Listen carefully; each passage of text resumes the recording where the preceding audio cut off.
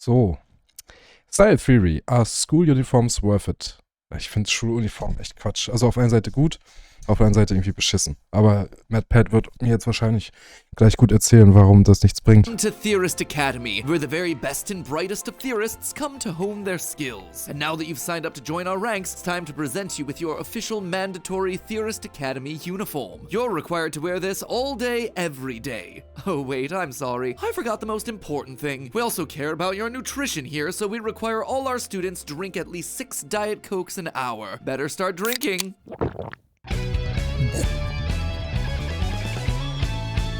Hello, Internet! Welcome to Style Theory, where the only thing you need to do to become one of the cool kids is subscribe. Not that I was ever a cool kid in school, I was an overachieving drama. Ja, es ist sehr, sehr krass. Ich habe auch einen Kumpel jetzt letztens bei einer Geburtstagsparty getroffen, bei seiner Geburtstagsparty. Und er, alleine dieses E-Fuel-Thema, es ist so, du brauchst die 6-fache Menge an Energie, um daraus E-Fuels zu machen, wo du dann wieder das verbrennst und dann wieder nur den Wirkungsgrad hast von Benzin. Wo man sich denkt, mach's einfach in Strom und dann fertig. Benutzt einfach Strom, dann hast du 80% Wirkungsgrad, kommt auf die Straße. Und dann blockiert ein Volker Wissing das ganze EU-Parlament, um extra noch E-Fuels mit reinzumachen. Das wird sich energiemäßig nicht lohnen. Egal wie viel Windräder wir haben, egal wie viel Solaranlagen, wir können unseren eigenen Energiebedarf nicht jemals decken, weil unser Energiehunger steigt, weil Technik immer mehr Strom kostet. Und wir müssen auch noch auf Wärmepumpen, die brauchen auch noch Strom. So, und wieso haust du denn die 6-fache Energie in E-Fuels?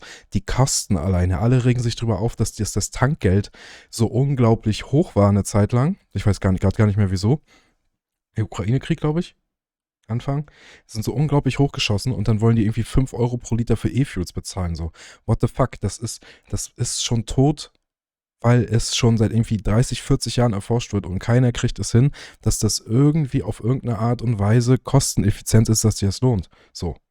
Nur weil du es jetzt noch nicht vorstellen kannst oder die Preise bei E-Autos noch nicht so krass sind, aber nach und nach, du machst auch nicht Sachen, aua, schlagartig. Das braucht ein bisschen. Da ein paar Häuser, die werden renoviert, die bekommen eine Pumpe, bam, dann wird mehr Strom zugebaut, fertig. Und er hat halt gesagt so, ja, wieso muss man das denn so schnell machen? So, weil er sich mit dem Thema nicht so beschäftigt hat. Bitte gesagt so, wieso macht man nicht zwischen Verbrenner und Elektroauto den E-Fuel dazwischen?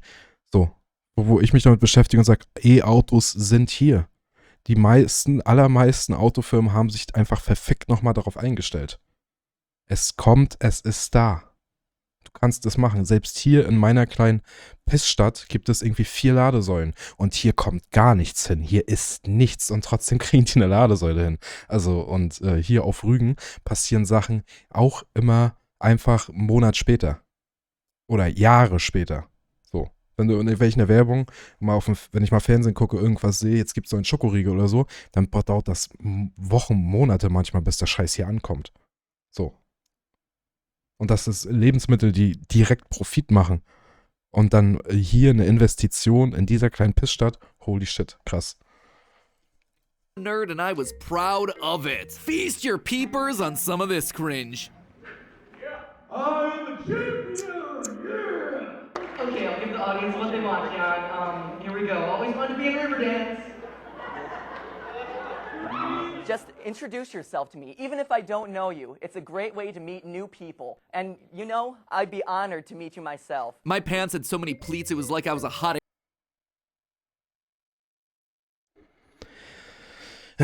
Ja, das ist dann aber wieder Politik, sag ich mal. Das war ja noch zu Zeiten von CDU und so. Aber du, es wird Angebot und Nachfrage. Bei irgendeiner Art und Weise musst du einfach vorpreschen. So. Ja. Wenn ich genügend Geld hätte, wenn ich ein berühmter Streamer werden sollte, der richtig viel Cash machen sollte, dann hole ich mir erstmal ein Balkonkraftwerk, dann Ja, meine Familie erstmal ausstatten, kommt meine Mutter aufs Dach, kommt auch Solaranlagen, dann baue ich ihr da eine Säule ran und dann kann sie da auch 2 E-Autos gleichzeitig tanken. Und dann hol ich ihr noch ein kleines Piss-E-Auto. Die hat einen riesen SUV, Alter. Hol dir einfach ein kleines Scheißauto, so, was irgendwie 52 Kilometer Reichweite hat. Und wo ich denke, du fährst 30 Kilometer zur Arbeit und 30 zurück. Die restliche Zeit kann das Scheißding laden. Wenn du mal lange Strecken fährst, steht dann immer irgendwo noch ein Verbrenner. Oder denn alleine das Geldersparnis, was du dann hast, ist eigentlich sehr geil. Und alleine die Convenience, nicht immer zur Tanke fahren zu müssen. Air balloon ready to take off. MC Hammer's parachute pants had nothing on these babies. And let me tell you, nothing distracts you away from that unibrow better than a neon orange button-down extra large shirt. Needless to say, my fashion sense at the time was, unconventional to say the least. And I've definitely found better, healthier ways to funnel what I liked about my clothes. The color, sparkles, stuff that feels a bit more formal like suit jackets and just Oder fucking Wasserstoff. Einfach fucking Wasserstoff. Gibt ja jetzt schon wieder neue Techniken, wo du Effizienz einfach hochballerst. Die ganze Strom, der hier im Norden produziert wird, der kann einfach nicht abtransportiert werden, weil die Stromtrassen nicht gebaut wurden. Bau ein Wasserstoffkraftwerk und wandle das alles um. So, du bezahlst doch die ganzen Stromhersteller dafür, für jede Kilowattstunde, die sie auch nicht verkaufen, nur diese Kilowattstunden und machst sie in Wasserstoff. So. Anstatt sie einfach alle abzuregeln, lass die Turbinen sich doch weiterdrehen.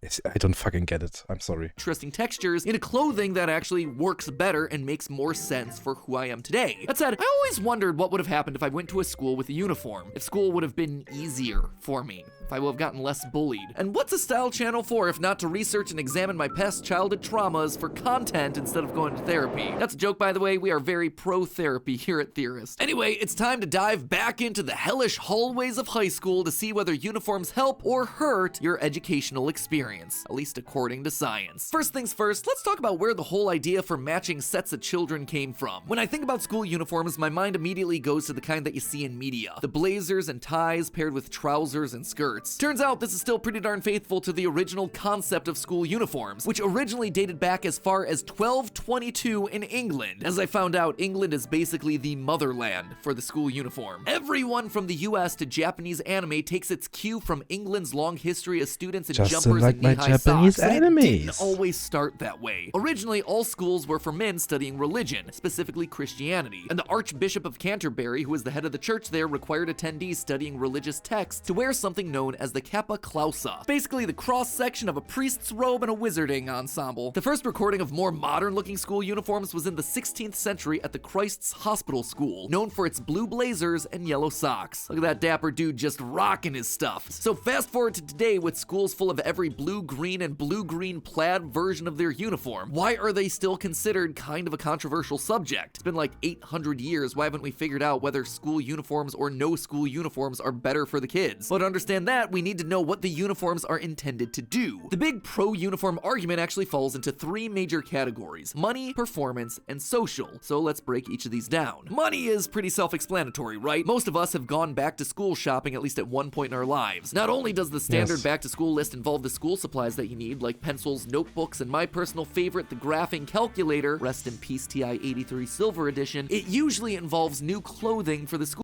Wie viel fucking Geld die auch mit Taschenrechnern machen. Ein Chip, der irgendwie wahrscheinlich 10 Cent kostet und die verkauft das Ding für 30 Euro. School year. Now, your mileage may vary depending on how much you grow or keep up with the latest trends on TikTok, but either way, the clothing costs for school can add up real fast. According to Statista.com, the average parent was expected to spend approximately $864.35 on back-to-school shopping in 2022. Clothes and shoes clocked in at $431.74, just 87 cents away from being half of the total spendings. We also have to consider what exactly is meant by the average. If you're anything like me, my family went to the abandoned mall in central Cleveland where there was like one Dillard's outlet in the middle of this thing with everything 90% off. And then once we were there, we bought all-size extra-large button-down shirts because, hey, those are the types of clothing that would last. I mean, I was wearing stuff that was so big it probably could have passed as a poncho. We shopped very rarely. I was expected to keep all my clothes in excellent condition, and like I said, if you buy the biggest size right off the bat, well, you never grow out of anything. But But kids at the other end of the spectrum going to my same school might be shopping, say, 3 to 4 times during the school year, or heck, every weekend. And they were shopping at the fancy places, like the not sale rack in the real mall. When I was in school, if you had those polo shirts from Abercrombie & Fitch that came in every color, you were living it large. If you could swing for dark wash jeans and a sweater vest from Lacoste or Decan. Nee, du brauchst einen besonderen Taschenrechner. Also, sorry, ja, okay, bin jetzt auch ein bisschen alt. Vor 8 Jahren war ich letztes Mal in der Schule. Ungefähr, 9 Jahren. Du brauchst auch einen besonderen Taschenrechner.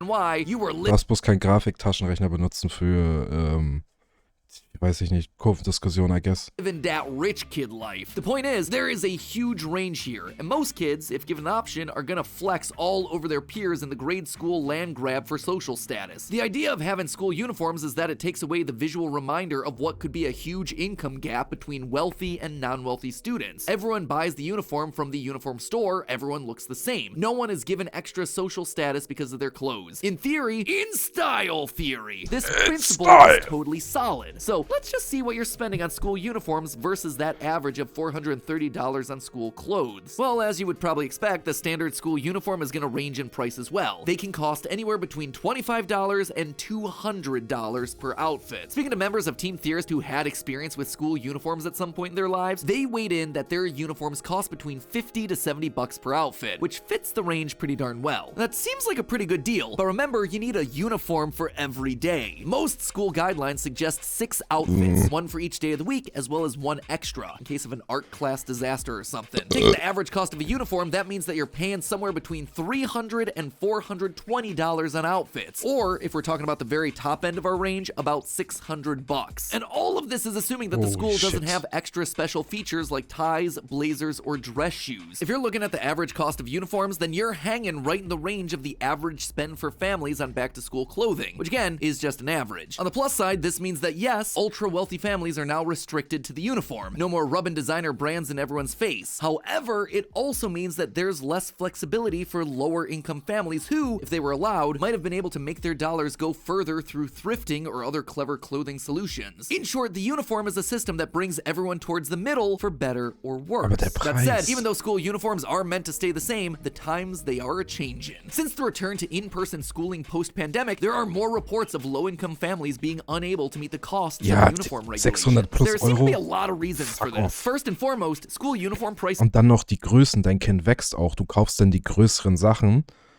damit dein Kind reinwächst, damit du es nicht nochmal kaufen musst. Und dann kannst du es ja daran unterscheiden, wer Low und wer High Income ist. tend to rise with inflation, but the family Holy shit, ja.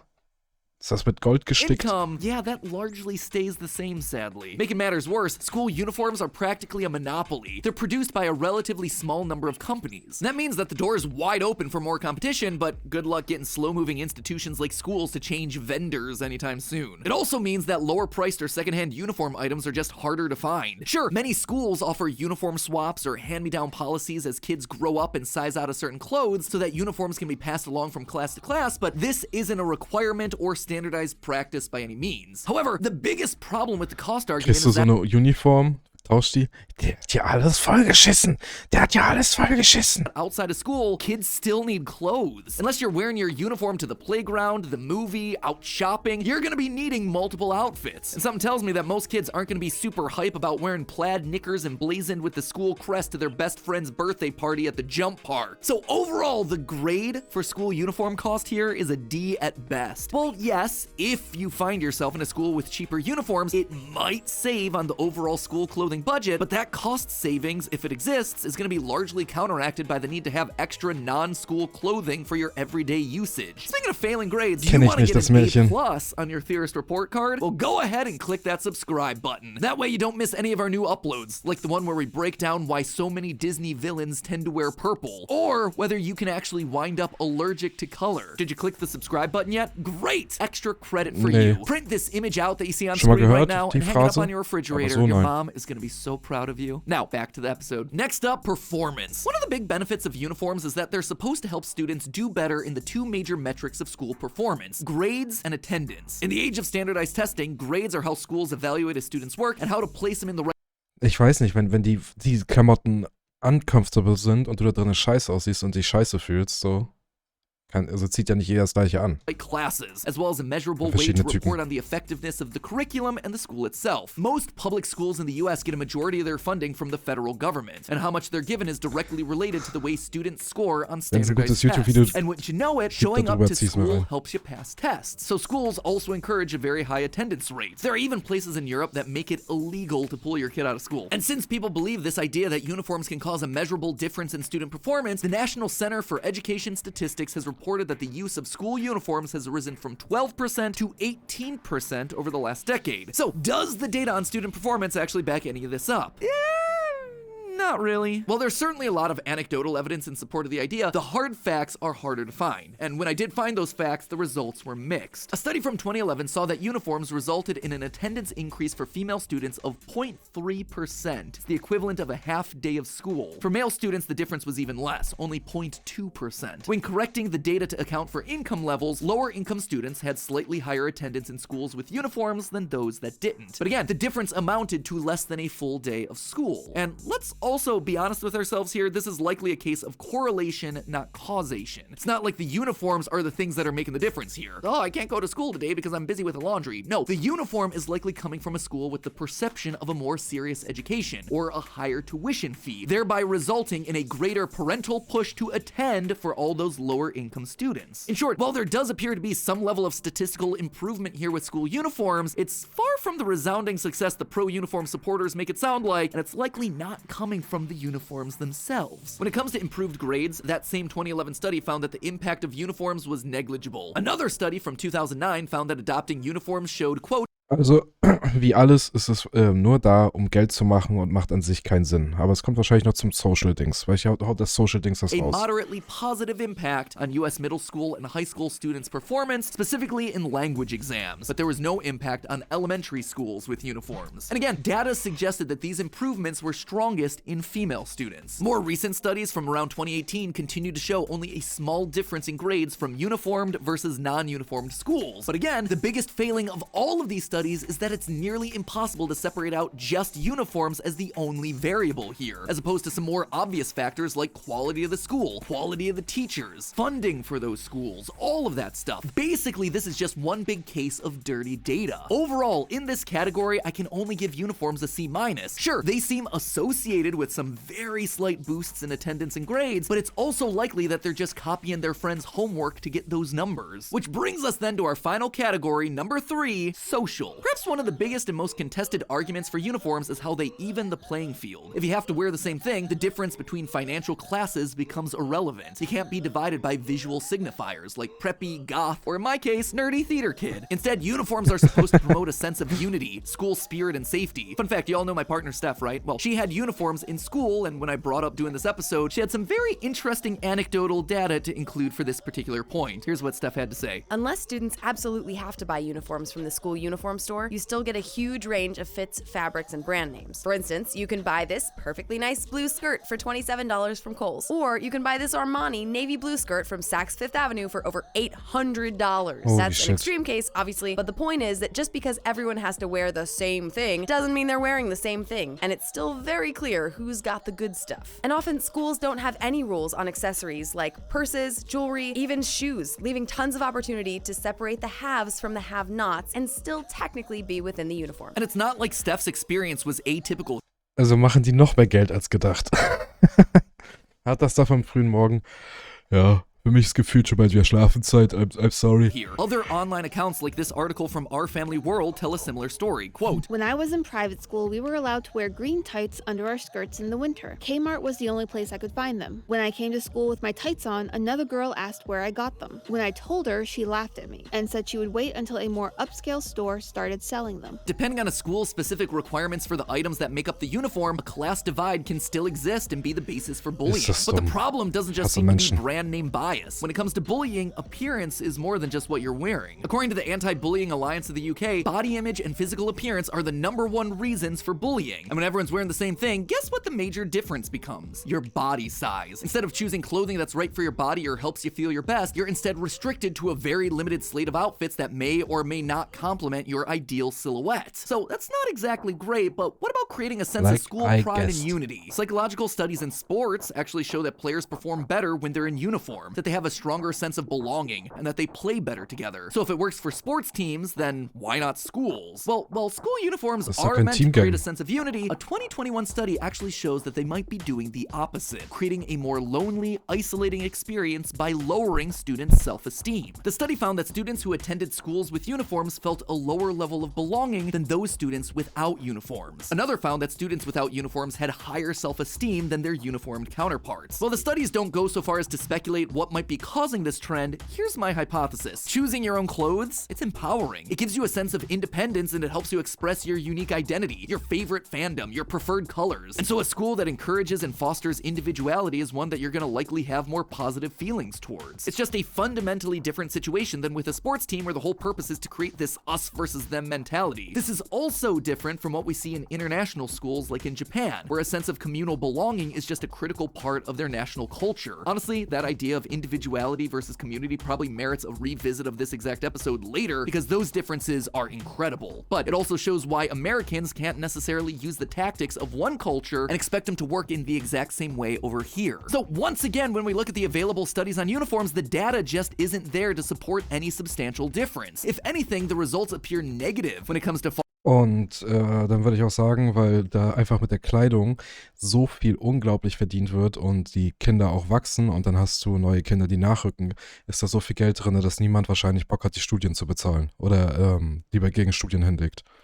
Oder das gar nicht erst untersuchen lässt an den Schulen. Sense of school loyalty and pride. As such, bust out the red pen. I just have to fail him outright on this one. So what does this mean for you or the students in your life? Should all schools just be adopting uniforms? Based on the research that's out there, no. Uniforms just don't live up to the hype. Cost-wise, they don't leave parents the option of how much to spend based on their income needs. The clothing also isn't as multi-purpose as your traditional school wardrobe. On performance, at best, you might be getting an extra half day out of students, but that's likely due to other external factors. And while they might be trying to foster a sense of school pride, it looks like it might actually be coming at the expense of fostering a sense of independence and individuality. So if the data is murky at best, why then is the school uniform market only continuing to grow? Why are more and more schools implementing these things? Well, it's because uniforms aren't about benefiting the students, it's about benefiting the school. As I was researching this episode, I noticed a trend. Standardization. I know, that's what a uniform is, but I'm not just talking about clothes. School systems are large, huge, and they have to find some way of equating massively different student populations to each other. Standardized grades, standardized scoring, standardized tests for states, for countries, for college, everything. Standardization is all about making it easier for those at the top level to sort through hundreds of thousands of students and make it seem like everyone is being judged equally. A uniform, if you consider what it's supposed to do, is a pretty logical extension of that very idea. Schools have to grapple with huge issues around inequality, unequal treatment, unequal opportunities for the students. But you know what makes it seem like everything's fair? A uniform. A uniform gives the appearance of professionalism and equality, making it seem like everyone is on an equal playing field so you can judge them all in the same way all the time. It also just looks great on a school's lookbook. Kommt aber wieder dazu, dass Lehrer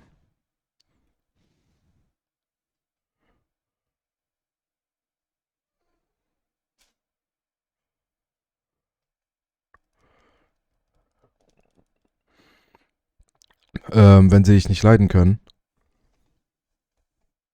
auch schlechter bewerten. Ich weiß nicht, ob die Uniform das jetzt wirklich ändert. And is fantastic for building your school's brand. The issue with uniforms, though, is that they cover up the bigger problem, that kids aren't the same. Equality is different than equity. Being fair to kids means treating them like individuals, not treating them all the same. But that's a lot easier to paper over when everyone's wearing the same pair of tan khakis. Does all this mean that uniforms are terrible, and if you're in a school right now with uniforms, you should be rebelling? No. At the end of the day, uniforms are just clothes. You are the one who makes your identity. Your uniform can't. It's also not the thing that's gonna help you pass that math test that you didn't study for. I know that we're all desperately looking for simple solutions to big problems like educational reform, but a uniform is just a pretty outfit that makes the problem look better without actually addressing what's going on underneath. But hey, that's just a theory. A style theory. Keep looking sharp. And hey, if you enjoyed watching us unravel the truth about school uniforms, you're gonna love finding out what makes Hulk's pants not unravel. You can actually watch that episode by